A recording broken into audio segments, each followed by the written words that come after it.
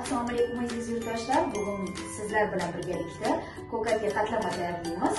Hozir biz birinchi xamirimizni qorishdan boshlaymiz. Buning uchun bizga un kerak bo'ladi va mana boshlaymiz.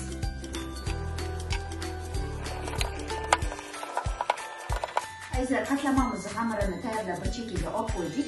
Endi esa qatlamamizni nachinkasiga o'tamiz. Demak, buning uchun bizga ko'k piyoz, ukrop, ikkita piyoz va sir kerak bo'ladi. Boshlaymiz. Hammasini maydalab yashirib qo'yamiz.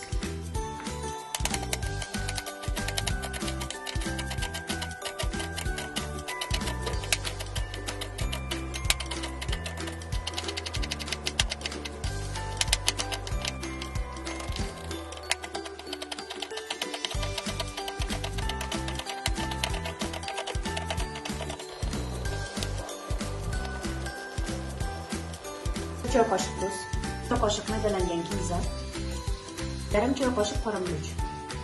Xamirimizni mayda suvolechalarga ajratib olamiz. Endi tayyor bo'lgan suvolechalarimizni yoyib olamiz. Tayyor yoyilgan xamirimizga makaron surib olamiz. Ayzar, endi tayyor yoyilgan va yog'langan xamirimizga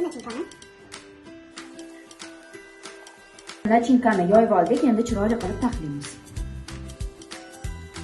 Yana ustini yog'laymiz. Ustini ozgina bosib olamiz.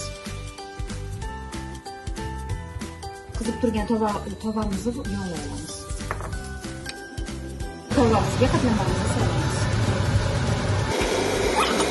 Sizlar, mana ko'katli qatlamamiz tayyor bo'ldi. Barcha